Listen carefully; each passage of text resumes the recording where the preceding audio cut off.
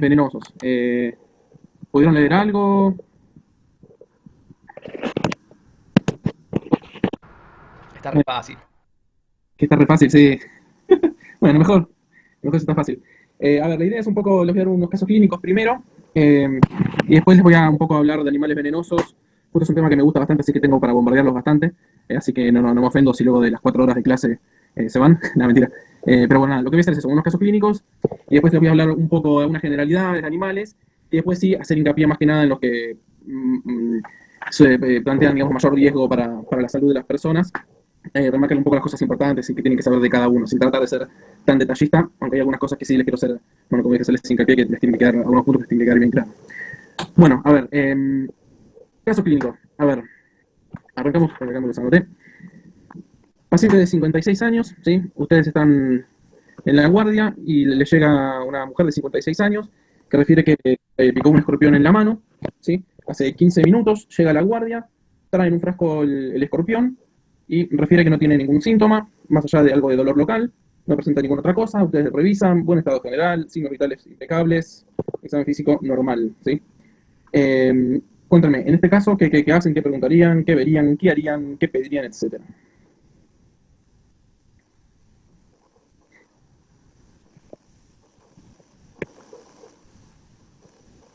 Ah, pero le pusimos la repila, vamos, che. Me fijo el lugar donde picó y cómo está. Está bien, perfecto. Fue en la mano izquierda, le dieron la mano. Tiene un poco de eritema y un leve edema en la zona alrededor de la lesión. Y nada, más allá del dolor no tiene ninguna otra cosa. Vería cómo es el escorpión, el color, las pinzas. Perfecto. Me preguntaban del hormigueo. No tiene ningún hormigueo. Igual, yo les digo que no cambia nada si tiene o no hormigueo. Pero bueno, perfecto. Ahí hablaban del escorpión. Muy bien. ¿Qué miran en el escorpión? El color, cómo es el aguijón. A ver, explícate un poco.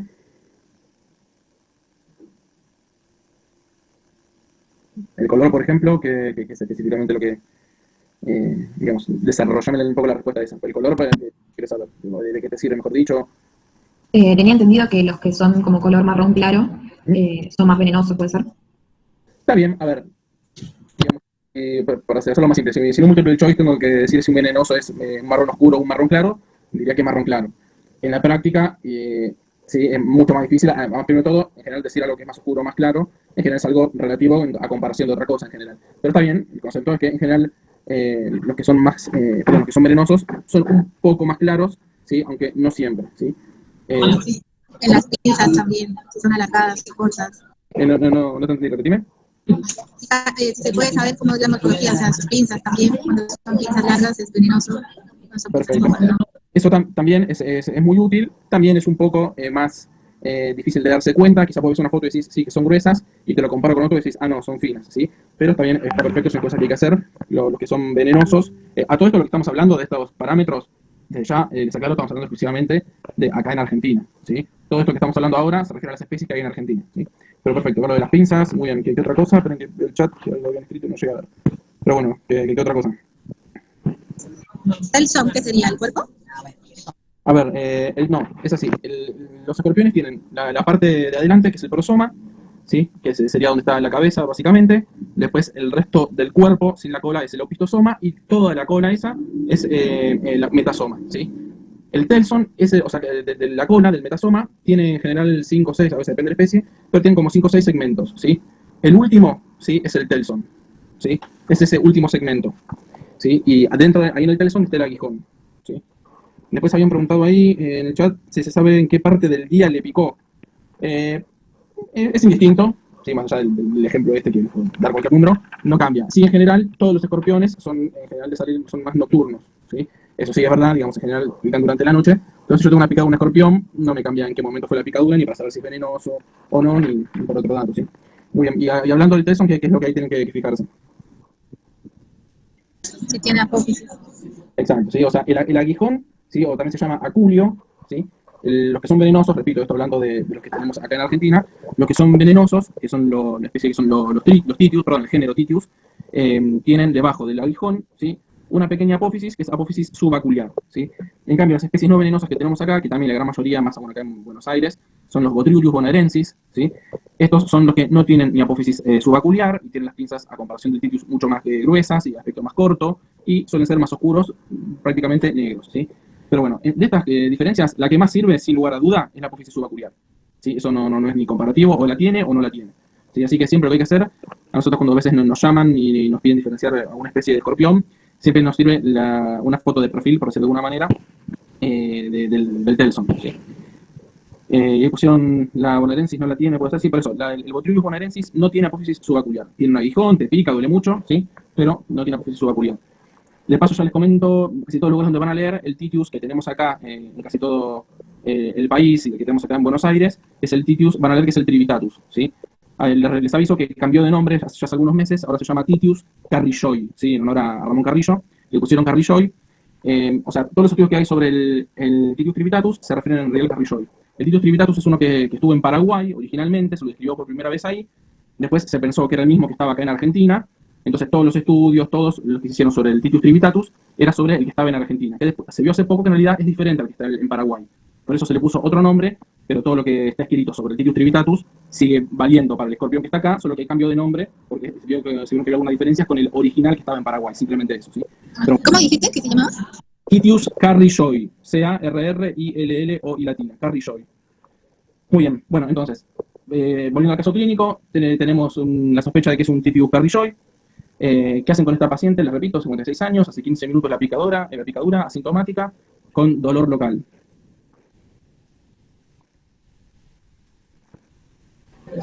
Hay un antídoto que se da. No sé si es la primera opción, pero Antídoto, ¿ustedes qué dirían? A ver, ¿lo pasarían, no lo pasarían? ¿Por qué harían una cosa u otra?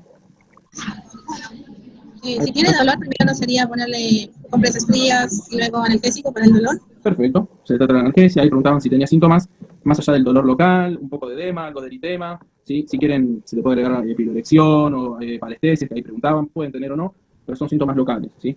Pasan, o sea, más allá del tratamiento sintomático que decían para la analgesia, a lo que va al antiveneno. ¿Lo pasan o no y por qué?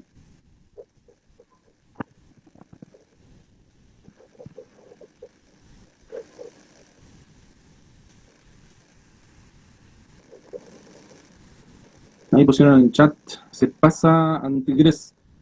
No me achiquen tanto las palabras, que no las entiendo, seré medio boludo, pero no sé a qué se refiere. Se pasaría si hubiera síntomas cardiológicos o Claro, viene por ahí. genéticos. Para que les quede claro, tenemos sospecha de que es uno venenoso, que preguntaban en el chat, o sea, sabemos, que es un escorpión venenoso. Sí, pero como decían ahí, si hay síntomas locales, chicos, para que les quede el concepto, porque es probable que se crucen en su vida con algún escorpionismo, acá en Buenos Aires, de hecho, cada vez, para que sepan, cada vez son más tóxicos, ¿sí? Los escorpiones. Casi siempre los casos graves los teníamos de Córdoba para el norte, ¿sí? Santa Fe, Santiago, ahí sí había casos graves. Para que tengan una idea, yo soy toxicólogo hace unos 8 años más o menos, estoy en el hospital aproximadamente. Antes de que yo hubiera entrado, jamás se había pasado en el hospital el antiveneno. El Fernández jamás lo había pasado y Casacuna lo había pasado una sola vez, 1 o 2 años antes de que yo entrase. Desde que yo entré hasta ahora, ya van nosotros solo en el servicio 7 o 8 pacientes que tuvimos que pasar antiveneno, ¿sí? Por un tema de alimentación, por el cambio climático, ¿sí? Además también están viniendo otras especies del norte que son más tóxicas, como el Cerulatus, ¿sí? Así que cada vez estamos pasando más antiveneno en gente que antes pensamos que no lo necesitaban, ¿sí? Eran casi todos cuadros con síntomas locales, que justamente sobre el cuadro clínico con los síntomas locales no se pasa el antiveneno, ¿sí? Sin embargo, cada vez estamos viendo más casos acá en Capital Federal, que está lleno de Titius carrilloy, ¿sí? Cada vez estamos viendo más cuadros moderados o graves, que es cuando hay síntomas sistémicos, ¿sí? Síntomas locales, entonces es un cuadro leve, no requiere antiveneno. Cuando ya empieza a haber síntomas sistémicos, algún que otro vómito aislado, algo de sudoración, ¿sí? Ahí sí ya se considera un moderado. Y ya cuando son vómitos importantes, paciente muy sintomático, con alteraciones del sensorio, shock, obviamente es un grave, ahí también se pasa el antiveneno, ¿sí? Y ya son nada más ampollas, ¿sí? En los cuadros moderados se pasan 2 a 4 ampollas y de 4 a 6 ampollas en los graves, ¿sí? Habrá alguno que haya leído, ¿qué alteraciones puede encontrar en... Ahí preguntaban por toxindrome especialista de picadura. Perfecto, después lo iba a repasar un poco cuando hablaba del mecanismo de acción, pero son cuadros colinérgicos, ¿sí? Son básicamente vómitos, diarrea, sudoración, broncorrea. También se acompañan, como siempre, los toxindromes son una guía, pero también tienen otros síntomas como alteraciones del sensorio, arritmias, ¿sí? Después ahora cuando lo repasamos en el mecanismo de acción ahí les explico un poco más, ¿sí? Entonces decía, de laboratorio, ¿alguien sabe qué puedo encontrar yo en un escorpionismo que tengo que estar atento?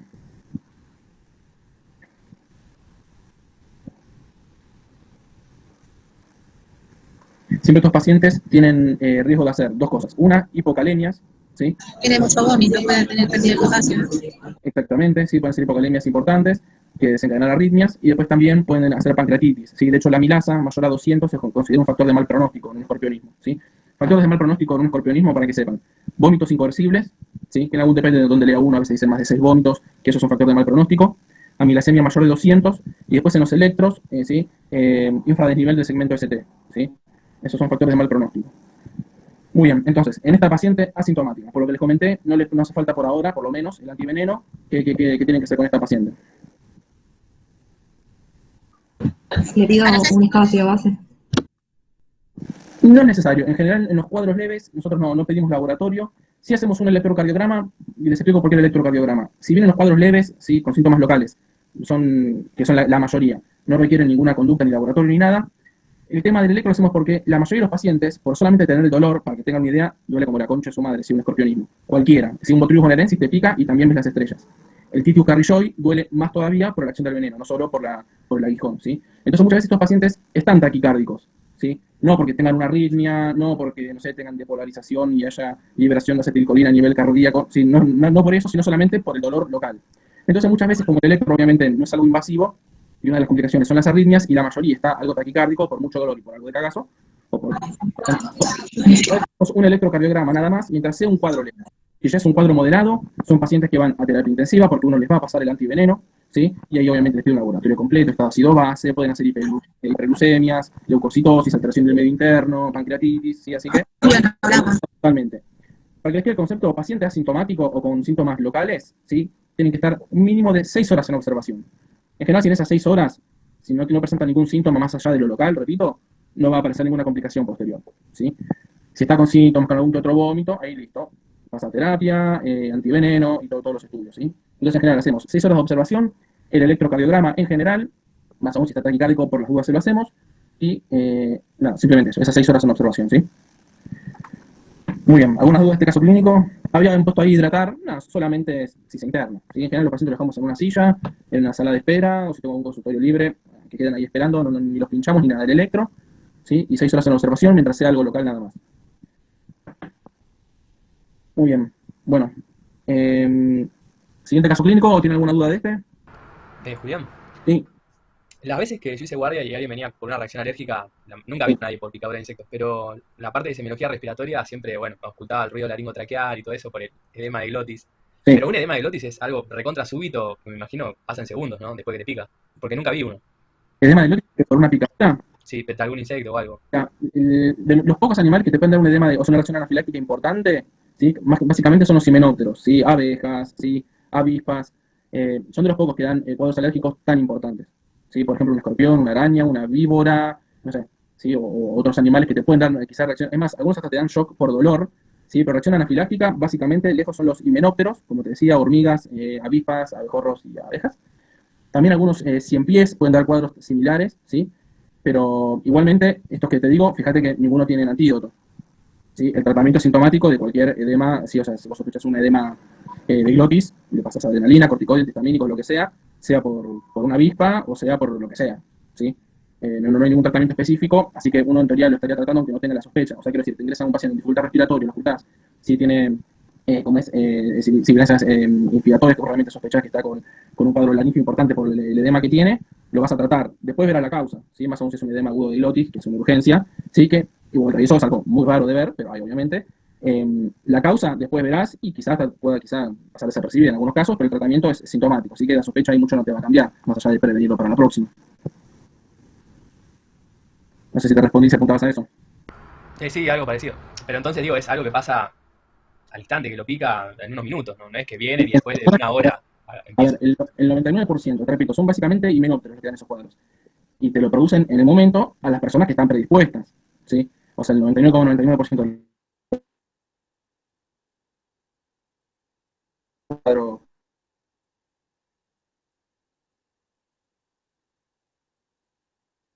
Siguiente.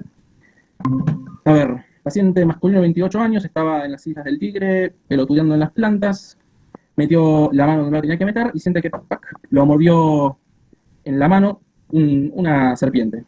Vio algo medio verduzco, no sabe bien describirla. El tema es que consulta una hora después, el paciente tiene en la mano, se ve una pequeña lesión única, tiene edema y dolor local. El edema está en mano, donde lo picó, y en parte del antebrazo con el dolor, y tiene un sangrado en la herida.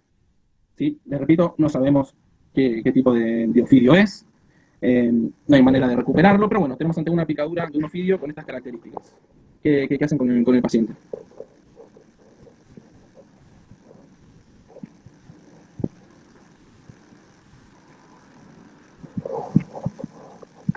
Perdón, Juli, ¿cómo era la clínica? El paciente tiene la mordedura, en el sitio de mordedura tiene una lesión única, tiene edema y dolor local en la mano y en parte del antebrazo, y ahí donde está la lesión única tiene un sangrado, un pequeño sangrado, digamos. ¿Tiene calambres o sudoración? No tiene sudoración, no tiene calambres. Ahí preguntan si está caliente. Al tacto no, prácticamente no, es la misma temperatura que el resto del brazo. No está. Bueno, me imagino que tenga dolor es algo bueno porque no está hipostésico el miembro, ¿no? Sería peor si no le doliera. No. A ver, supongo que habrás leído que algunas picaduras te pueden dar hipoestesia. Repito, supongo que apuntás a eso. Si bien es cierto que algunas te dan hipoestesia, la gran mayoría, el 99,99% de las picaduras, dan dolor y muchas son venenosas, ¿sí? Ahí preguntaban si estaba caliente, respondí, si el sangrado paró. No, por eso, había pasado una hora del momento de la picadura y tenía ahí un pequeño sangrado activo todavía.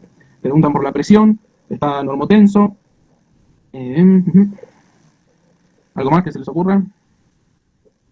En el examen visual, Lo que les comenté, tiene un poco de edema y eritema en la mano y en parte del antebrazo. no, perdón, digo, si el paciente presenta diplopía, Ah, alteraciones de la visión. no tiene ninguna alteración neurológica. Me preguntan. ¿La lesión se llama placa marmórea? ¿Cómo, perdón? ¿La lesión se llama placa marmórea?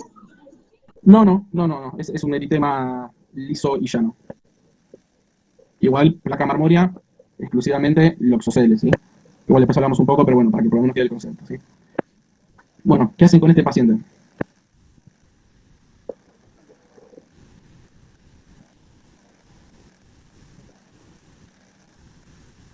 Lo mandan a la casa, le dan antibiótico, ahí pone examen de laboratorio. Muy bien, ¿qué le piden? A todo posible caso de ofidismo, ¿qué se le pide? Hay que pedir función renal, o sea, una urea, creatinina. Vamos Vamos a pedir un ionograma básico.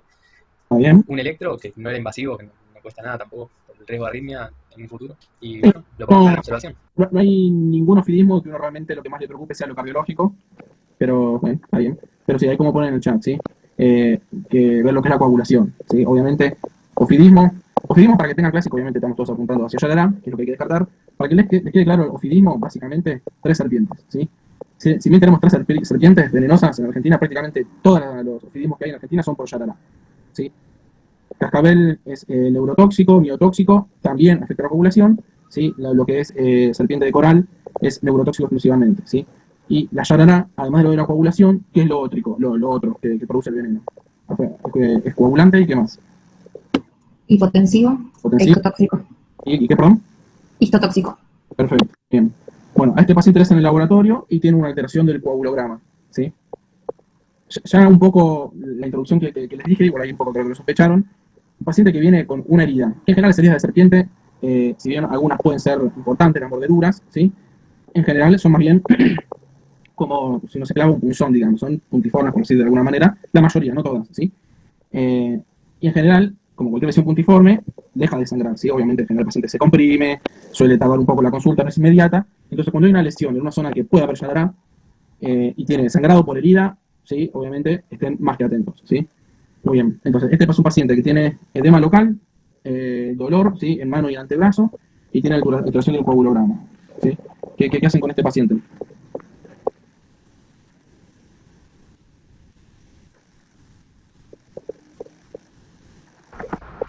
Y ya te lo vamos derivando porque hay que pasar antídoto, ¿no? Esto, siempre que se sospecha Yarará, ¿sí? O supongamos, a diferencia del escorpionismo, que no es leve, no se pasa, en cuanto se sospecha que es una Yarará, se pasa el antiveneno, ¿sí?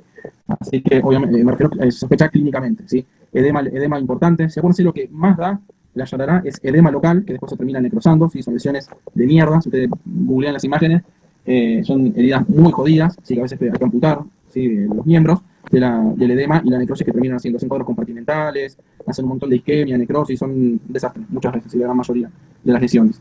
Y después está el tema de la coagulación y de las hemorragias. ¿Sí? Entonces, estos pacientes también van a terapia intensiva, se expanden. ¿Sí? Asterisco, me olvidé de comentarles el tema del escorpionismo, chicos, para que yo les quede claro, disculpen que me acordé ahora. El tema de no pasar nunca, en caso de que muchas veces se chocan y se hipotensan, hablando del escorpionismo, los cuadros graves, de pasar dobutamina y nunca noradrenalina ni adrenalina. ¿Sí? Disculpen, después un poco cuando veamos las fases de mecanismo de acción se explico, pero bueno, me acordé y no quería dejar de comentárselo por las dudas, ¿sí? O sea, uno se va antes de que lleguemos ahí. Muy bien, entonces, estos pacientes siempre se internan en terapia, muchas veces terminan con expansiones inotrópicos, por eso que me acordé, ¿sí? A veces requieren cirugía por el cuadro compartimental, ¿sí? Entonces son pacientes también que pueden ser muy, muy graves, estos pacientes. Y además, como siempre, pasar el antiveneno, hay que premedicar, puede haber reacción anafiláctica, así que siempre mucho cuidado con estos pacientes, ¿sí? Muy bien, bueno, vamos a curar un poco, si no los voy a matar. Otro cuadro clínico. Paciente de 18 meses de vida, estaba durmiendo en la casa, acá en Palermo, y empieza a llorar de pronto en el medio de la noche, llanto inconsolable, ¿sí? La madre lo tiene ahí media hora, que no se calma, el chico empieza con un par de vómitos, por lo cual consulta a la guardia, ¿sí? El paciente ingresa con una taquicardia, 125 por minuto, una frecuencia respiratoria de 18, está una tensión arterial normal, está bien hidratado, ¿sí? Y empieza con vómitos, ¿sí? Y alteración del sensor del paciente. ¿Qué sospecha tienen de este paciente? ¿Puedo revisar si no tiene alguna picadura de una araña? ¿Puede ser? Empezaste bien y terminaste mal. ¿Qué araña te puede producir este cuadro? Puede ser loxoceles. No. No, lo que se le podemos ver de un cuadro cutáneo de muchas horas de evolución y puede terminar con un tema de hemólisis y daño. Viuda negra podría ser, ¿no? Igual ya lo dijeron. A ver, viuda negra como poder puede ser. No está mal pensarlo. Sí, acá no hay, aquí en Capital Federal no existe viuda negra. Sí, prácticamente no hay en Buenos Aires, un poco alejado más en el interior, ahí sí. Clínicamente puede dar esto, sin lugar a duda, ¿sí? Pero si estás en Capital Federal, llanto y vómitos, es un escorpionismo, chicos. Si, este caso a propósito se los pongo porque con frecuencia vemos estos pacientes, ¿sí? ¿Cómo que no dije dónde es? Presten atención, dije Palermo, había dicho, pero bueno, no importa. Sí, siempre acá, en Capital Federal, se ven muchos de estos cuadros, ¿sí? Que después el paciente termina en general, digamos, al evolucionar el cuadro, muchas veces ahí sí consultan, y entonces ahí sí sale el diagnóstico, pero a veces de inicio que cuesta un poco pensarlo, ¿sí? Así que siempre tengan presente, ¿sí? Llanto llanto inconsolable, y vómitos, ¿sí? Es un paciente con muchas frecuencias, es un escorpionismo, obviamente nada, puede ser otra cosa, pero siempre como tenerlo presente, ¿sí?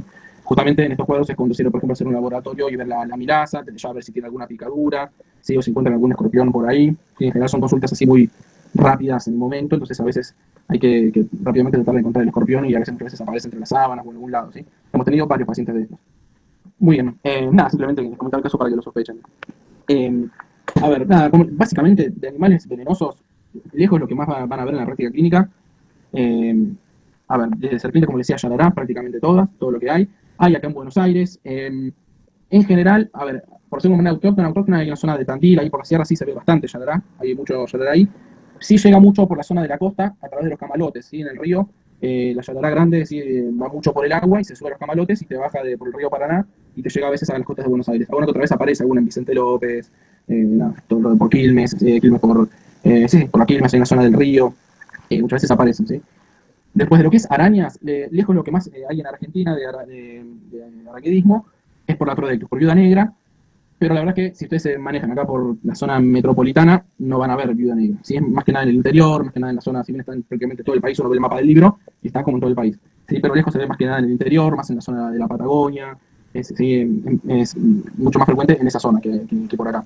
Acá, si bien el oxocelismo no hay tanto, se ve el oxocelismo, hay, pero sí para nosotros es el diagnóstico diferencial más frecuente que tenemos que hacer, con lesiones con necrosis, ¿sí? Lesiones que muchas veces estas son sobreinfectadas, pero a veces tienen una evolución medio rara y nos consultan porque les genera dudas, ¿sí? Entonces los ocelismos es con lo que más hacemos diagnóstico diferencial, si bien no vemos tantos casos de los ocelismos, ¿sí? Foneutria es exclusivo en el norte prácticamente, y si escorpionismo, lejos es lo que más vemos. A ver, de animales venenosos, un poco ahí les comento de cada una de las cosas importantes que tienen que saber. Animal ponzoñoso, un poco, algunos dicen animales venenosos, en otros lados ponzoñosos. En general, animal ponzoñoso se refiere al que tiene alguna estructura anatómica para inocular el veneno. Por ejemplo, las arañas, ¿sí? Obviamente un escorpión, los ofidios, ¿sí?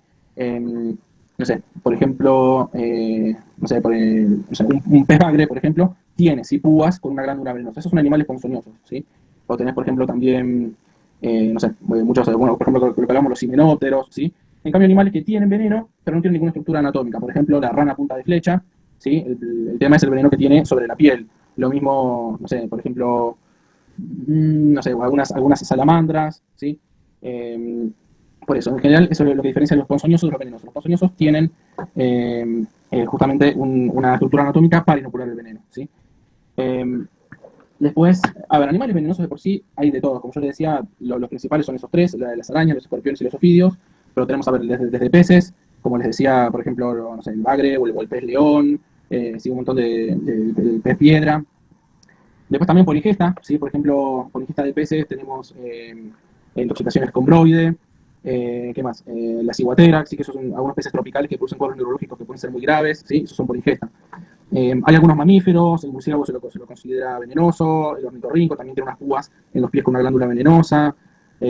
Después, por ejemplo, tenemos, bueno, dentro son los cnidarios, tenemos las medusas, ¿sí? Que algunas, las que tenemos acá en Argentina son de muy baja toxicidad, te puede doler, arder un poco, pero no mucho más, entonces en general no nos explayamos mucho en toxicología. Sí, algunas que son mortales, como la avispa de mar en Australia, sí, pero acá no son tan relevantes.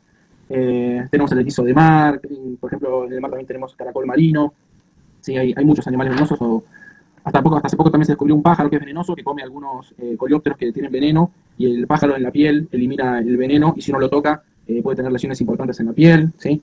Hay algunos lagartos, como el de Komodo, sí, o el Eloderma, que está en América del Norte. Y bueno, después sí, un montón de artrópodos. ¿Sí? Artrópodos, hay lo que se les ocurre. Tenemos de los 100 pies, los arácnidos tenemos arañas y escorpiones, hay otros arácnidos, pero no son venenosos. Y después dentro de los artrópodos están los insectos, que hay también, hay cualquier cantidad de venenosos, pero que, como les digo, son de baja toxicidad. ¿Sí? No sé, dentro de lo que son los coleópteros, acá sí tenemos el Pavederus, que puede dar alguna que otra quemadura. Todos los himenópteros, como les decía, hormigas, abejas, que para que tengan igualmente el concepto, el animal que más mata personas en el mundo por lejos son las abejas, lo que hablábamos antes, pero bueno. Y después también tenemos los lepidópteros, que son las orugas y mariposas. Acá tenemos una que da bastantes síntomas alérgicos, que es la Ilesia nigricans. Hay unas misiones que sí da de cuadros con coagulopatía que son muy graves, que es la lonomia obliqua, sí, pero es muy poco frecuente, en muy pocos casos. Y después sí, como les decía, sí, las serpientes. El sector de Sacones de estudiar el tema de las distintas dentaduras, ¿sí? Opistoglifas, alglifas, proteroglifas y solenoglifas, ¿sí? Ahí preguntaban por la gata peluda. La gata peluda común irrita un poco, duele y nada más, ¿sí? Excepto esta lonomia obliqua, que está en Brasil más que nada, y hubo 2, 3, 4, 5 casos en Misiones, pero si no, después la gata peluda duele un poco y nada más. Entonces, les decía, el tema de ofidios es el tema de las mordeduras. Acuérdense que las boas, por ejemplo, y pitones no tienen veneno.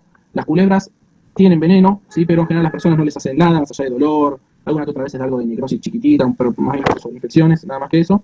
Y sí, dentro de las personas proteroglifas tenemos los celápidos, que ahí hay varias muy venenosas, sí, no sé, mamba negra, cobra, taipai en Australia, sí, las serpientes más venenosas, las venenosas las serpientes marinas que son muy tóxicas también, ¿sí? Para que tengan idea, la taipán, por ejemplo, hasta que no hubo antiveneno, todas las mordeduras documentadas se murieron todos, ¿sí? Serpientes es de los animales que tienen más variedad con los venenos. Nosotros no tenemos tanta como si en Asia y en África, que hay mucho más ofidios venenosos. Y de los celápidos nosotros solamente tenemos la Micrurus, ¿sí? La serpiente de coral.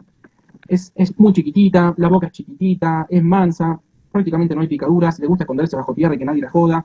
Las pocas picaduras que hay son los superdotados que las tienen en la casa y no usan ninguna protección y las muerden. Prácticamente son los únicos casos que hay de Micrurus. Sí, Micrurus, acuérdense, básicamente está en la Mesopotamia. En Buenos Aires hay algunas descritas, pero prácticamente no hay casos. Y el cuadro es bien neurológico, ¿sí? Síntomas locales por la boca que tiene y por el tipo de veneno, síntomas locales no da prácticamente nada. Lo que hace es, se une a la cadena alfa del receptor colinérgico postsináptico, ¿sí? Y genera entonces una parálisis flácida. De ahí vienen los síntomas, que son ahí un poco preguntaban en algún momento si tienen diplopía, alguna alteración en la visión, si tienen tosis palpebral, disfagia, disartria, ¿sí? Hasta parálisis respiratoria, etcétera, ¿sí? Pero es nada más que neurotóxico. El tratamiento es con el antiveneno, siempre, ¿sí? Que son cuadros que pueden ser muy graves, tienen, si me acuerdo, un 7% de mortalidad, ¿sí? Pero hay muy pocos casos. Después tenemos lo que es la serpiente, la cascabel, ¿sí? Crotalus, hay muy pocos, es bastante mansa, acuérdense que es una víbora, a diferencia de los celápidos, es una víbora que tiene foseta loreal, al igual que la yarará, ¿sí? Tienen una dentadura solenoglifa y un veneno que también es muy tóxico. Está en Buenos Aires no hay, sí, en general está más hacia el norte, Entre Ríos, Córdoba, Neuquén para arriba, se la encuentra. Es bastante mansa y además tiene el cascabel. El cascabel lo que hace es avisarte, entonces muchas veces previenen, ¿sí? Que haya accidentes por Crotalus. Que les decía, básicamente el veneno tiene crotamina, ¿sí? Y crotoxina, que son dos toxinas bastante potentes, son neurotóxicas básicamente. Que a diferencia de micrurus, lo que hacen es a nivel presináptico. Sí, perdón. Micrurus es posináptico en general y presináptico Crotalus. Entonces bloquea la liberación de acetilcolina, ese es el efecto neurotóxico, pero tiene además de la neurotoxicidad, mucha miotoxicidad, ¿sí? Producen radiomiólisis muy importantes, con mioglobinuria, falla renal, ¿sí? Que es justamente lo que muere el paciente, y también tiene, al igual que la yarará, algo de afectación de la coagulación, ¿sí? Más o menos la mitad de los pacientes tienen algo de afectación de la coagulación, pero el tema más que nada es el daño muscular y la falla renal por la radiomiólisis. También son mordeduras muy mortales, un 12% de mortalidad sin tratamiento, ¿sí? Pero hay muy pocos casos. Así que acuérdense de eso, neurotoxicidad, miotoxicidad y también incoagulabilidad de la sangre. Y después sí, casi todos los casos, sí, más del 96% de las mordeduras por filios es por botrops, sí, yarará. Hay en toda la Argentina, sí, obviamente más que nada, cuanto más al norte, más casos hay. Acuérdense que en Buenos Aires tenemos, en la zona de las sierras y como decía ahí en la costa del Río de la Plata. Con respecto a las especies que hay, tenemos básicamente, hay 10 especies, pero son 3 las principales. La yarará malternatus, o yarará grande, yarará diporus, o yarará chica, y la yarará moditoides, o lañata, ¿sí? La que más se ve es la yarará grande, pero después tenemos yarará chica, que si bien no es tan frecuente, es bastante más agresiva, entonces en general hay más casos de mordedura por diporus, ¿sí? que por yarará grande, ¿sí? Los venenos son más o menos todos iguales, y acuérdense, como decía, histotóxicos, ¿sí? Hemorrágicos, hipotensores y afectan a la coagulación. ¿Sí? Tiene el veneno fosfolipasa, metaloproteinasa, serinoproteínas, péptidos hipotensones, ¿sí? Y genera entonces edema local, acuérdense lo más importante, y para ver cuánto antiveneno le damos al paciente, siempre lo que importa es ver cómo evoluciona el edema. Por ejemplo, si hay alteraciones de la coagulación, eso me hace confirmar el diagnóstico, ¿sí? Pero no me sirve para saber cuántas ampollas le paso, ¿sí? Entonces siempre lo que importa es ver cómo evoluciona el edema y los síntomas generales, ¿sí? Obviamente no es lo mismo alguien que tiene solamente edema local que alguien que tiene, no sé, ya un cuadro más importante con, no sé, hipotensión, ¿sí? A veces puede haber falla renal, que está chocado, ¿sí? Hay que estar atento a todo. Algunos el tema del sangrado de la herida, después aparece la equimosis, puede haber vesículas ceremáticas, y con los días todo eso se va necrosando que puede dejar secuelas. Y después con respecto a la alteración de la coagulación, obviamente puede ser desde algo leve, con un poco de gingivorragia, ¿sí? O micromaturia, cuadros graves, con epistaxis importantes, ACV, melena, ¿sí? Pueden sangrar por cualquier lugar. Se complican con fallo renal y la mortalidad en general es menor, por suerte, de la yarará, ¿sí? Es más o menos un 2-3% de mortalidad sin tratamiento, ¿sí? ¿Qué más? A estos pacientes entonces siempre al ingreso se le hace un laboratorio, ¿sí? Si se sospecha, o sea, cualquier ofidismo, cualquier picadura de serpiente, a menos que me traigan una serpiente y yo pueda confirmar que no es una serpiente venenosa, ¿sí? En general es bastante simple. En general es simple en el sentido de que tenemos las 3 opciones. Lo que es la micrurus suele ser bastante simple por los colores, siempre acuérdense que hay muchas falsas micrurus. El tema es que haya anillos negros completos e impares, ¿sí? Esa es la principal manera. Después también tiene ciertas características que la diferencia de otras falsas yarará, ¿sí? Tienen ojos chicos, pupila redonda, tienen una cola cortita, son bien redondeados el hocico, son proteroglifas, y con eso uno diferencia de otras culebras, básicamente, que es con lo que hay que diferenciarlas, pero básicamente lo más importante son esos, anillos impares, 1 o 3, y completos, ¿sí? Entonces, si no es una micrurus, la otra opción es una cascabel, solo la cascabel tiene cascabel, así que eso es también fácil de diferenciar. Y ya si el tema de la yarará es un poco más complejo, porque hay varias especies de yarará, y también hay muchas falsas yarará, pero bueno. Entonces, siempre cualquier mordedura, tratar de identificar la especie, en observación 6 a 12 horas, ¿sí? Si yo no puedo tener una identificación de la especie. El tema de la dentadura sirve, yo pues un poco les puse el ejemplo de que haya una sola marca de dientes, eso no indica absolutamente nada, ¿sí? A ver, sí ayuda en algunos casos a decir es poco probable, o es poco o mucho probable que sea una otra serpiente, ¿sí? Pero no es algo que realmente a uno le sirva, en ninguna circunstancia es algo definitorio en absoluto, ¿sí? Pero bueno, es una cosa más a la que hay que estar atento. Siempre en laboratorio con coagulograma, básicamente, ¿sí? Tanto por la Yarará principalmente y algo por el tema de la cascabel, ver bien lo neurológico y si hay edema o no. Esas son las cosas que tienen que estar atentos, ¿sí? En un caso de ofidio. ¿Alguna duda de ofidios?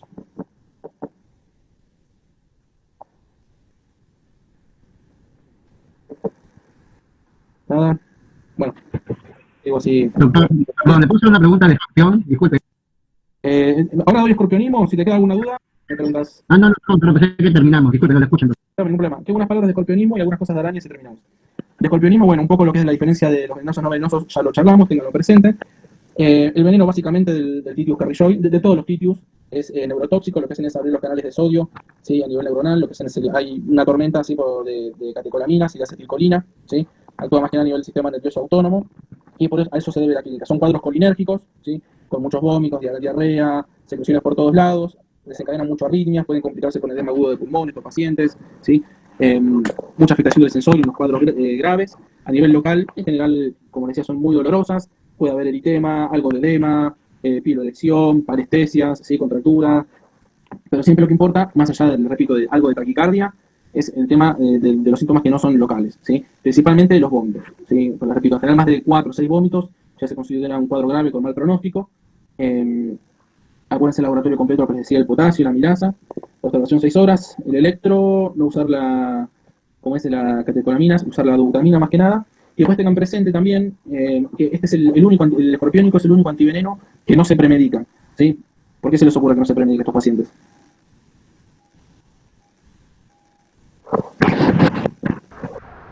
¿Cómo que premedicar? Premedicar, perdón, si la cosa de términos se refiere a cuando uno, o sea, todos los antivenenos se premedican. ¿Qué significa? Una media hora antes de pasar un antiveneno, vos tenés que al paciente pasarle una dosis de corticoide y de antihistamínicos. ¿Sí? Eso es premedicar. O sea, todos los antivenenos bien son de origen animal, entonces hay riesgo de anafilaxia, entonces todos se premedican con corticoide y antihistamínicos media hora antes de pasarlos, ¿sí? De manera endovenosa, diluido en fisio, en una unidad cerrada.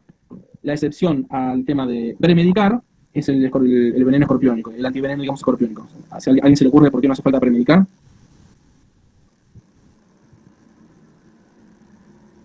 O sea, ¿yo por qué lo premedico al paciente? ¿Cuál es el objetivo de premedicar con corticoides y antihistamínicos a alguien que le voy a pasar un antiveneno de origen animal? ¿Puede provocar una reacción de anafilaxia?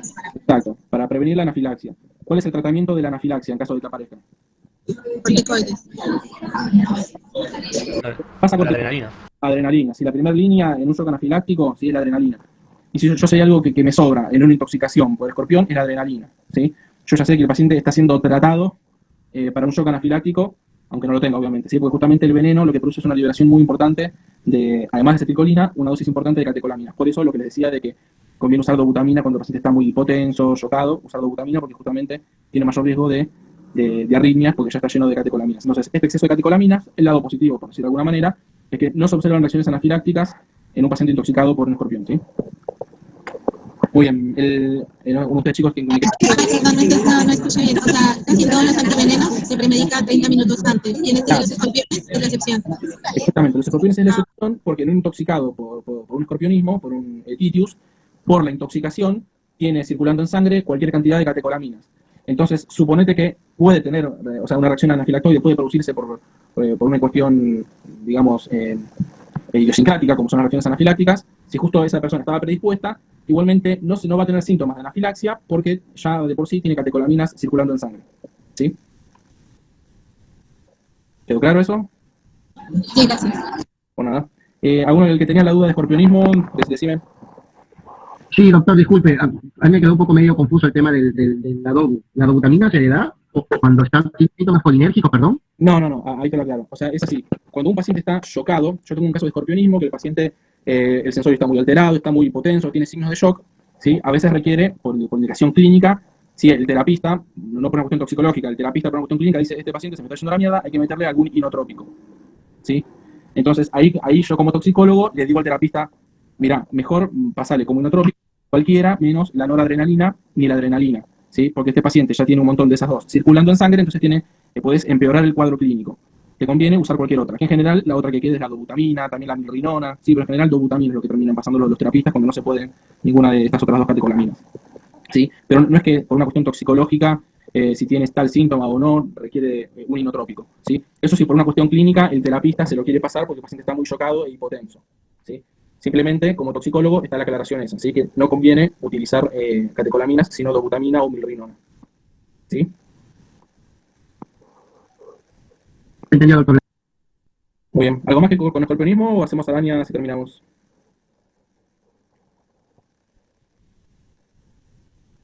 Vamos con arañas. Perfecto. Y una aclaración para Jorge Marcelo que pone los que chupa Homero. Homero chupa sapo de Sonora, ¿sí? No el punta de flecha. El sapo de Sonora es el que tiene una secreción alucinógena, ¿sí? En cambio, si chupas la rana punta de flecha, estaría muerto Homero. Se pone medrático porque está con un toxindrome alucinatorio.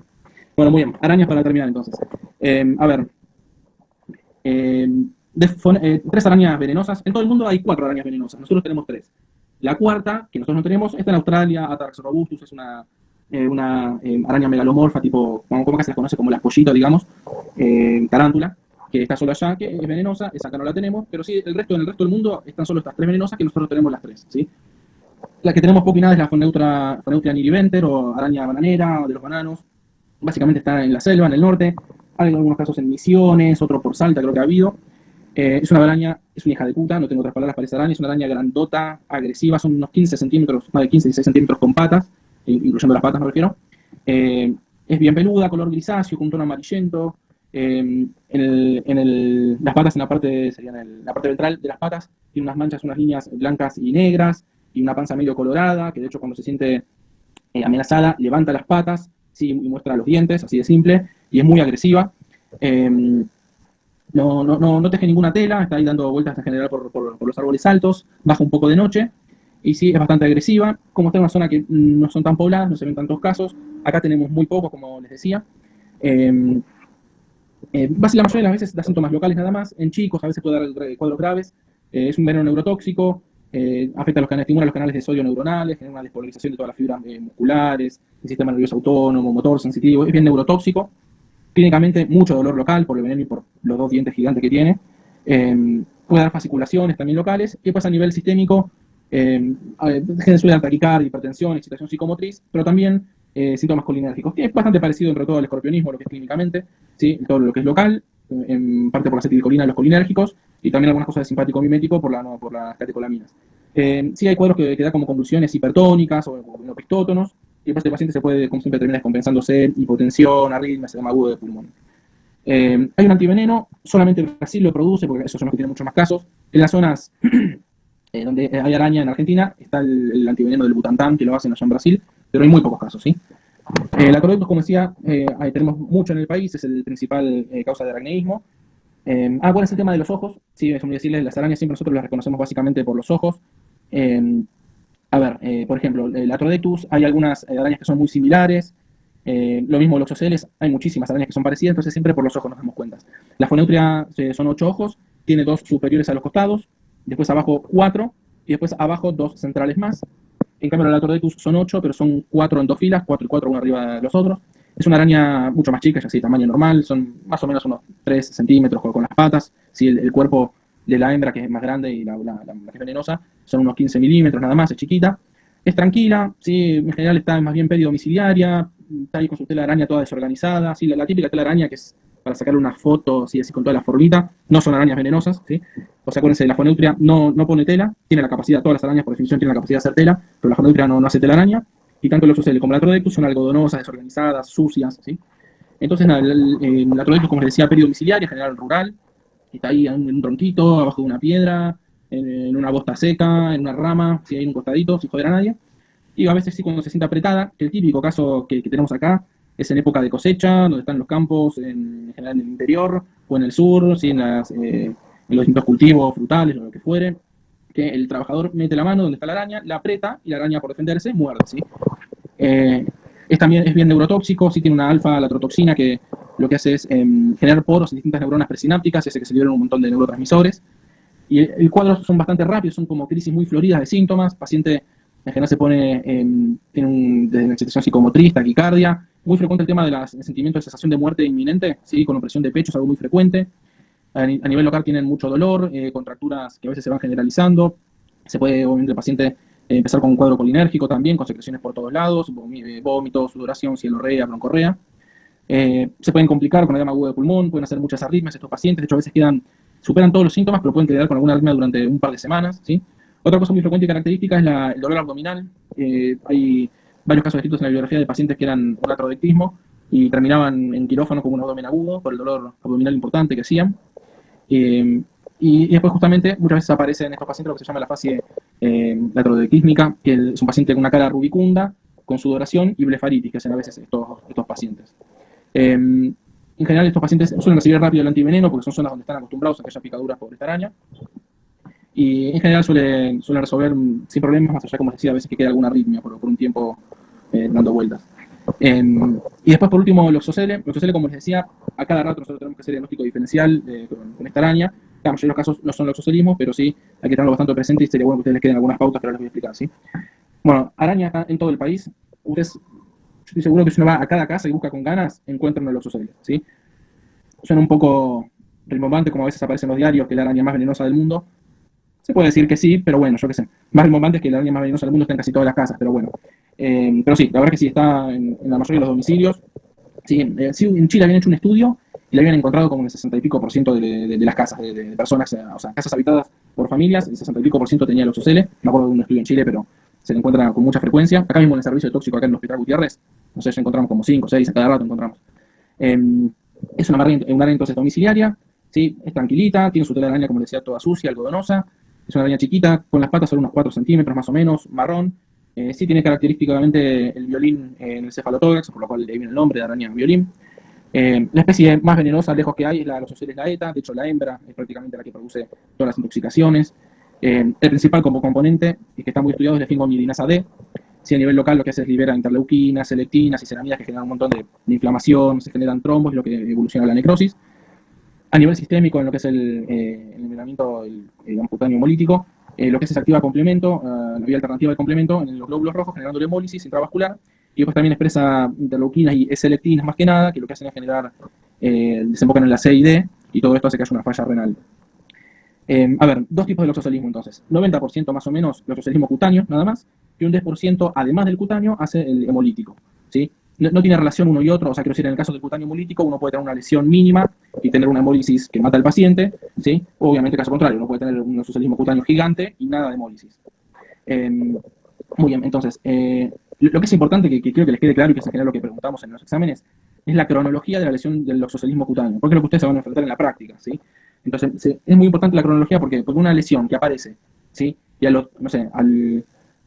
aparece una necrosis, ¿sí? En 24 horas, ¿sí? O a veces aparece menos de que empieza una lesión, eso ya por definición, digamos, no es un loxocelismo, ¿sí? La necrosis siempre aparece después de las 48 horas o más, en general, ¿sí? Entonces, bueno, al principio, picadura del loxocelismo la mayoría de las veces pasa desapercibida. Si es una araña chiquitita, los que vísceros son chiquititos, ¿sí? Muy pocas veces, no sé, menos de un tercio de las veces, menos, sí, no sé, en el 10-15% de las veces que hay una mordedura por loxocelismo te traen la araña. La gran mayoría de los loxocelismos ni la vieron. A veces quizás después la encuentran en la casa, ¿sí? Pero en el momento no la traen porque como es una picadura que uno ve una araña común, de aspecto es una araña común, por decirlo de alguna manera, y además la mordedura muchas veces ni la sienten, entonces muy pocas veces la traen. Entonces, en las primeras horas no se siente la picadura, puede haber, ¿sí? Algo de un pequeño edema y eritema, ¿sí? Y con el correr de las horas un dolor quemante va en aumento, ¿sí? Empieza a doler cada vez más, sienten que le quema. Un alto porcentaje, un 20-30% de los pacientes puede hacer un rash generalizado, además, transitorio, ahí en esas primeras horas, ¿sí? Pero hasta ahora es una lesión que uno ve el aspecto y es común y corriente, ¿sí? Un poco va aumentando de tamaño, en algunos casos puede haber síntomas inespecíficos como malestar, ¿sí? Sudoración, cosas totalmente inespecíficas, y a las 24-36 horas, repito, 24-36 horas aparece la placa marmórea. Es recién en este punto que uno puede decir, che, esto puede ser un loxocelismo. Antes de eso, uno no tiene la más puta idea si fue una loxoceles u otra araña, o la lesión no sabe si fue una hormiga o qué mierda. Si recién a las 24-36 horas de evolución, desde que aparece una lesión, ¿sí? O la supuesta mordedura, recién ahí uno puede sospechar de un loxocelismo. Muy bien, placa marmórea, características. Prácticamente siempre es una lesión única. ¿Sí? Muchas veces no traen lesiones, o bien, por ejemplo, a veces he visto el impético, por ejemplo, que son varias lesiones, o una grande, o varias satélites. Bueno, el loxocelismo es una lesión única. Muerde una vez y a partir de ahí se agranda la lesión, o más o menos, pero es una lesión única, ¿sí? Los bordes están bien delimitados, son bien claros y bien irregulares, ¿sí? Es una lesión que no es redondeada, en general son bordes bien irregulares, pero están bien marcados. Eso también lo diferencia de algunas infecciones, que es un borde que no se sabe ni cuándo empieza y cuándo termina, ¿sí? Muy bien, entonces está, la placa marmoria tiene zonas de palidez, de equimosis, ¿sí? La placa marmoria, y tiene todo alrededor, la placa marmoria, un halo eritematoso, ¿sí? Y en general lo que tiene, que uno va viendo, y está siempre, es un patrón gravitacional. ¿Eso qué es? ¿Por qué es? Porque está o sea, se inocula el veneno, y uno va viendo cómo por lesión de las metaloproteinasas, la misma 5-mielinasa, se va destruyendo la matriz extracelular y es como que va goteando, ¿sí? Entonces uno ve, por ejemplo, una picadura, no sé, en el muslo, por ejemplo, y cómo la lesión va hacia los pies, porque el veneno va cayendo hacia abajo, ¿sí? Por justamente la gravedad, ¿sí? Muchas veces se acompañan de flictenas, la placa marmoria, aunque no siempre, y son eso, 24 o 36 horas, la placa marmoria. En general, como les decía, a partir del segundo, tercer, cuarto día, esa placa marmoria, que queda bien delimitada, se necrosa, ¿sí? Después ya de los 5 o 7 días, la necrosis, ¿sí? Se transforma en una escara seca, ¿sí? Eso también tiene que ser grabado. El oxocelismo, prácticamente a excepción de las flictenas que puede tener, es una lesión que está siempre seca, ¿sí? Casi todo lo infectológico o tiene pus, o líquido citrino, o si se ulcera, o un diabético con problemas, digamos, de disquemia, una úlcera, en general está con secreción. En cambio, por el oxocelismo, la escara seca que aparece a los 5 o 7 días es seca. Cuando eso se destecha, más o menos a las 2 o 3 semanas, es una úlcera seca también, ¿sí? Y bueno, eso con el correr de los meses va dejando una cicatriz que a veces deja secuelas funcionales, ¿sí? Pero les repito para que quede claro. Picadura desapercibida, con el correr de las horas aparece algo de dolor urente en aumento, puede haber algún rash. Esta lesión chiquita, edematosa y eritema, con un poquito de edema y un poquito de eritema, que son cosas chiquititas, pueden aumentar un poco del tamaño de la superficie, ¿sí? Y eso se va a terminar transformando a las 24 o 36 horas en una placa marmoria con las características que les comenté. A los 2 a 5 días aproximadamente se necrosa, 5 o 7 días escara seca y a las 2 o 3 semanas una úlcera seca, ¿sí? Entonces, cuando nosotros nos consultan por una lesión, lo que preguntamos bien es la evolución clínica. Tratamos de ver fotos, ver bien cuándo fue la foto, cuándo fue la posible picadura, ¿sí? O cuándo fue que notaron por primera vez la lesión y hacer la cronología para ver si sospechamos o no de un oxocelismo. Muy bien. Después lo que es el oxocelismo cutáneo hemolítico, en general, obviamente se acompaña de un oxocelismo cutáneo y uno lo hace en el laboratorio, o mejor dicho, clínicamente solamente puede presentar la ictericia, coluria, ¿sí? Petequias, equimosis, algún tipo de sangrado en los casos graves. Y en el laboratorio, obviamente, son pacientes, hablando o sea, en general en el cutáneo puede haber algo de leucocitosis, algún reactante de fase aguda y nada más. En cambio, en un cutáneo hemolítico tenemos desde anemia, puede haber plaquetopenia, hay leucocitosis, hay hiperbilirubinemia indirecta, hay algunos casos con aumento de enzimas hepáticas, y después todo lo que son parámetros de hemólisis, ¿sí? Dímero D positivo, aptoglobina se altera, aumentan los reticulocitos al segundo o tercer día, ¿sí? Obviamente hay que hacer función renal, porque pueden tener falla renal, en la orina aparecen coluria, cilindros, lo que sea por la falla renal, ¿sí? Muy bien. Después tratamiento, esto también para que les quede claro. ¿Cuándo se pasa el antiveneno o no? Desde ya son pacientes que, en caso de que sea un oxocelismo, se internan, más que nada el víscero, o sea, mejor dijo, el víscero hemolítico se interna siempre, son cuadros muy graves, que terminan con transfusiones, ¿sí? Se les pasa el antiveneno, como segunda línea el oxocelismo se pasa también corticoide, a veces Dapsona. El tema es cuándo pasar el antiveneno. Si yo tengo un oxocelismo, o mejor dicho, si yo tengo una picadura de araña, ¿sí? Cualquier picadura de araña y nos consultan para si es un oxocelismo, como les digo yo recién, a las 36 horas voy a poder sospechar si es o no un oxocelismo, ¿sí? Y también lo que se vio es que en esas 36 horas, mejor dicho, si yo tengo una picadura de araña que en 36 horas, o sea, alguien me dice, mira, me picó una araña hace 36 horas, si esa persona no tiene una placa marmoria, se descarta un loxocelismo, ¿sí? Entonces, cualquier picadura con más de 36 horas, yo descarto un loxocelismo, no hace falta hacer en laboratorio, obviamente menos el antiveneno, no es un loxocelismo. En cambio, si pasaron más de 36 horas y tiene una placa marmoria, ¿sí? Ahí yo le voy a hacer un laboratorio. ¿Por qué? Porque si tiene hemólisis, ¿sí? Siempre que hay un oxocelismo con hemólisis, no importa cuánto tiempo pasó, se pasa el antiveneno. Se considera que hay veneno circulante, entonces hay signos de hemólisis, se pasa el antiveneno, ¿sí? Todo el oxocelismo cutáneo hemolítico se pasa el antiveneno.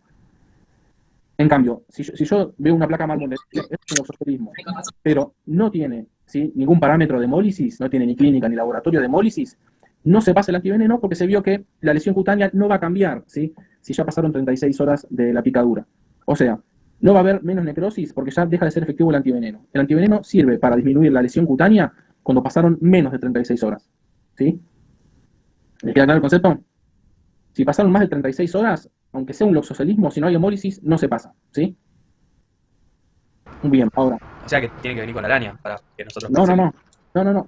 Sea sin araña. Viene y me dice, mira, me picó algo. A mí me picó algo hace 2 días, me dice. Viene un flaco y me dice, mira mi antebrazo y tengo una lesión que yo veo una placa marmoria, o sea, veo una lesión única, con bordes bien delimitados, irregulares, equimosis, etcétera, algo eritematoso, patrón gravitacional, digo, esto es un loxocelismo cutáneo, ¿sí? Me fijo por laboratorio, a ver, o por clínico obviamente, pero bueno, siempre se termina siendo un laboratorio, a ver si es un cutáneo hemolítico. Si no tiene hemólisis, decís, esto es un loxocelismo cutáneo, ya no hago nada porque el antiveneno no sirve de nada. Lo seguís al paciente porque un pequeño porcentaje se sobreinfecta, a veces hay que hacer alguna cirugía o algo para ver cómo queda la cicatriz, pero nada más que eso, ¿sí? Entonces, más de 36 horas, por más que sea un loxocelismo, porque tiene la placa marmoria, si no hay hemólisis, no paso el antiveneno. Muy bien, entonces, ¿qué pasa? Perdón, no escuché la última, o sea, si llega y si no tiene la plaquita, le damos el antiveneno. Si no tiene una placa marmoria, ni siquiera le hago un laboratorio, porque si es un loxocelismo, tiene que tener placa marmoria. ¿Sí? En cambio, ¿qué pasa cuando pasan menos de 36 horas? ¿Sí? En ese periodo, yo sé que el antiveneno es efectivo, ¿sí? Para que haya menos lesión cutánea, menos necrosis, pero estoy ahí porque también a las 36 horas es cuando aparece la placa marmoria. Entonces, el tema del tiempo, estamos medio ajustados ahí, ¿sí? Entre que aparece la placa marmoria y es efectivo el tratamiento. Entonces, es así, cuando son menos de 36 horas, si alguien me dijo, a mí me picó una araña y me trae una loxoceles, que no son muchos los casos, pero si sucede el caso, ¿sí? Menos de 36 horas y me traen la araña, por más que no tenga una placa marmoria, suponete me picó hace 2 horas esta araña y me trae una loxocele, se pasa el antiveneno. ¿Sí? Cuando identifico la araña y pasaron menos de 36 horas, no me importa si tiene o no placa marmoria, se pasa el antiveneno. ¿Sí? Ahora, si pasaron menos de 36 horas, ¿sí?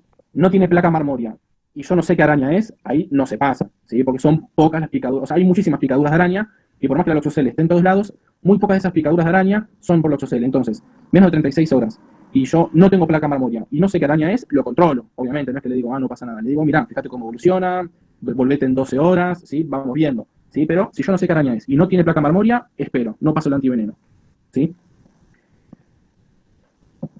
Entonces, después, la otra, obviamente, es que ya han pasado menos de 36 horas y tiene placa marmoria, ¿sí? Pasaron, suponete, 24 horas, que puede ya aparecer la placa marmoria.